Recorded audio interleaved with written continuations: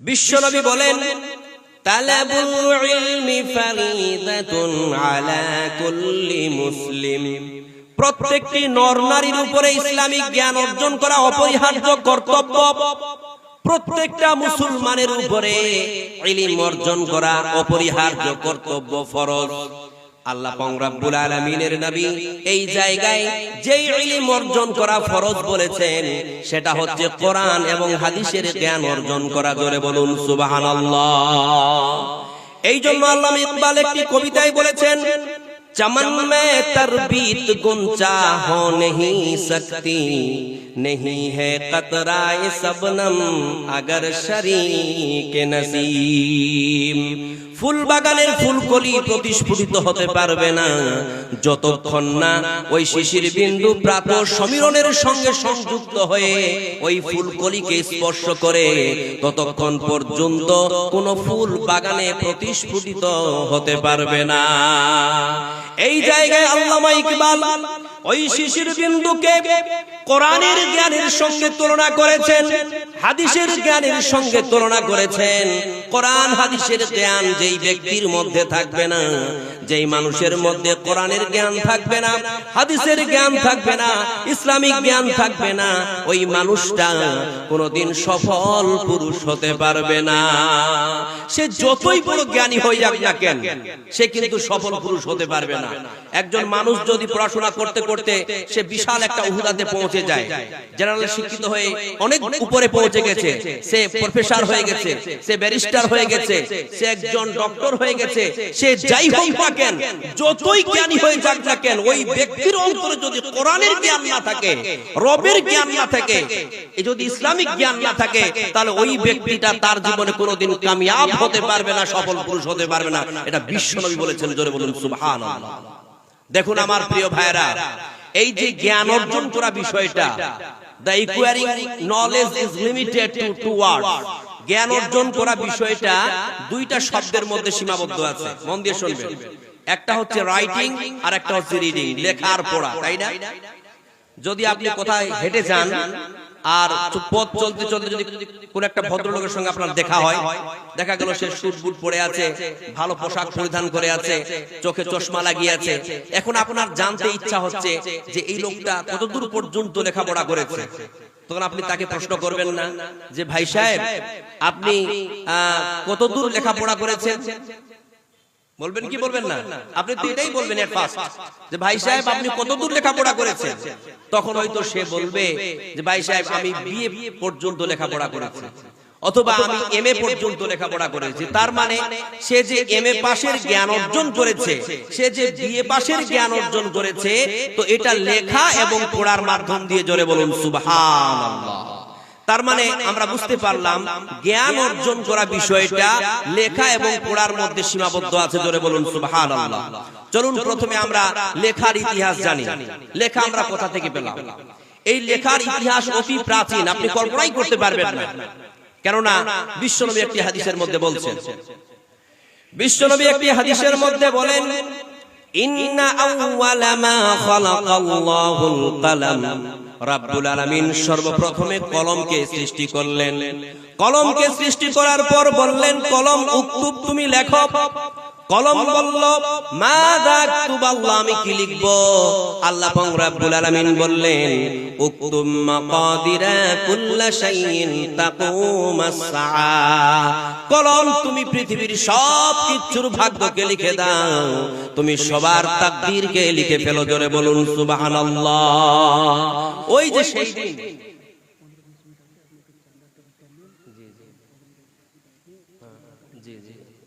তার মানে আমরা বুঝতে পারলাম যে আল্লাহ তাআলা সর্বপ্রথম কলমকে সৃষ্টি করেছিলেন এবং কলমকে আদেশ করেছিলেন, কলম তুমি লিখতে শুরু করো, পৃথিবীতে যা কিছু আছে সব কিছুর তাকদীরকে তুমি লিখে ফেলো। আর সেই দিন লিখে ফেলেছিল। একটু আগেই মানে বলছিলেন, যিনি নিজামাত করতেছিলেন, তিনি বলতেছিলেন যে আমরা যদি এই পৃথিবীর সমস্ত গাছপালাগুলোকে কলমে পরিণত করে দিই, আর সমস্ত সাগরের পানিগুলোকে যদি আমরা কালিতে পরিণত করে দিই, তবুও কিন্তু আমরা আল্লাহর মহিমালিকে শেষ করতে পারবো না। পারবো না, কখনোই সম্ভব নয়। সাগরের জলকে কালি করে, গাছের পাতাকে খাতা করে, তোমার মহিমা লেখা শেষ হবে না, যদিও লিখি প্রভু জীবন ভরে। সাগরের জলকে কালি করে, গাছের পাতাকে খাতা করে, তোমার মহিমা লেখা শেষ হবে না, যদিও লিখি প্রভু জীবন ভরে। লিল্লাহি তাকবীর। দেখুন আমার প্রিয় ভাইরা, আজকে আমি আলোচনা করতেছি আপনাদের মাঝে ইলম, জ্ঞান অর্জন করার বিষয়, তাই না? এই ইলম আমাদের অর্জন করতে হবে, কিন্তু মাথায় রাখতে হবে যে এই ইলম আমাদেরকে সর্বপ্রথম কোরআনের ইলম অর্জন করতে হবে, হাদিসের ইলম অর্জন করতে হবে, অর্থাৎ ইসলামিক দ্বীন ইসলাম সম্পর্কিত যে জ্ঞান আছে ওই জ্ঞানের ইলম সর্বপ্রথম আমাদেরকে অর্জন করতে হবে। জোরে বলুন সুবহানাল্লাহ। আর সেই জ্ঞান অর্জন করার জন্য সরফরাজ সাহেব ইনি কি করেছেন, একটা মাদ্রাসা প্রতিষ্ঠা করেছেন আপনাদের সাহায্য এবং সহযোগিতার বদান্যতায়।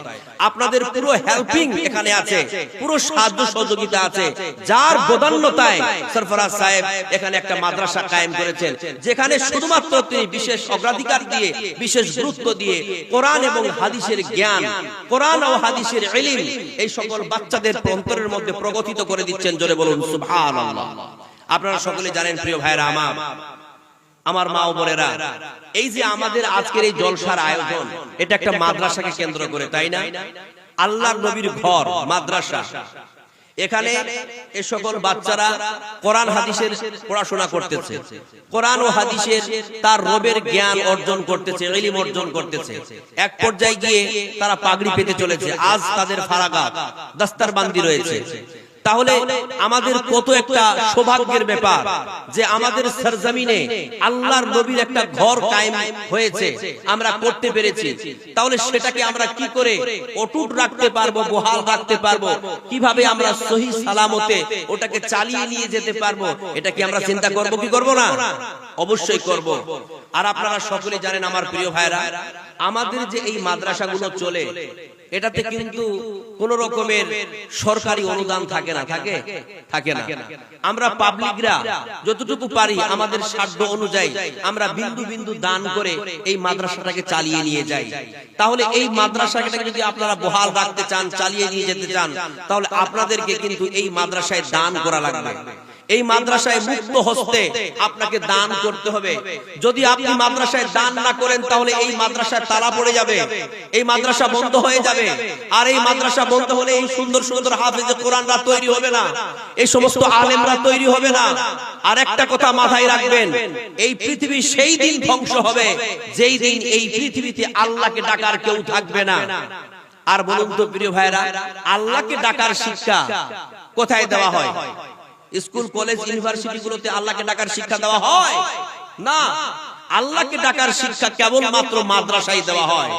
যেই মাদ্রাসার জন্য আজকের এই জলসার আয়োজন হয়েছে, কেবলমাত্র এই মাদ্রাসা অথবা এই ধরনের মাদ্রাসাগুলোতেই এই কোরআনের শিক্ষা দেওয়া হয়, আল্লাহর শিক্ষা দেওয়া হয়, রবের পরিচয় দেওয়া হয়।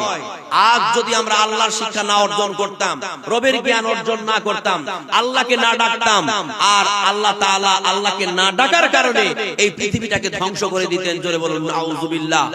দেখুন এই যে বন জঙ্গলের পশু পাখিরা আছে না, এরাও এই তালিবে ইলমদের জন্য দোয়া করে, এরাও এই মাদ্রাসার জন্য দোয়া করে, কারণ এরা ভালো জানে যে এই মাদ্রাসা আছে, এই মাদ্রাসার ছাত্ররা লেখাপড়া করতেছে বলেই কিন্তু এরা আল্লাহকে ডাকতেছে, আল্লাহকে ডাকার জ্ঞান অর্জন করে। আর আল্লাহকে ডাকছে বলে আল্লাহ পৃথিবী টিকিয়ে রেখেছে, আর আল্লাহ পৃথিবী টিকিয়ে রেখেছে বলে আমরা এই পৃথিবীতে বাঁচার সুযোগ পেয়েছি। জোরে বলুন সুবহানাল্লাহ। এই জন্য বলি প্রিয় ভাইরা, এই মাদ্রাসার জন্য দোয়া করতে হবে, এই মাদ্রাসার জন্য সাহায্য সহযোগিতা করতে হবে, ছাত্রদের জন্য দোয়া করতে হবে, যাতে করে আমরা এই মাদ্রাসাটাকে একটা পর্যায়ে নিয়ে যেতে পারি, যাতে করে এই মাদ্রাসাটাকে আমরা চালিয়ে নিতে পারি। এই মাদ্রাসার জন্য অন্তর থেকে বলতেছি আমার প্রিয় ভাইরা, আমি একজন মুসাফির মানুষ, আমি বহু দূর থেকে আপনাদের মাঝে এসেছি, সুদূর বালুরঘাট থেকে আপনাদের মাঝে এসেছি। আমি একজন মুসাফির মানুষ, এখানে আমার অনেক মা বোন বসে আছেন, অনেক বাপজিরা বসে আছেন, তরুণ যুবক ভাই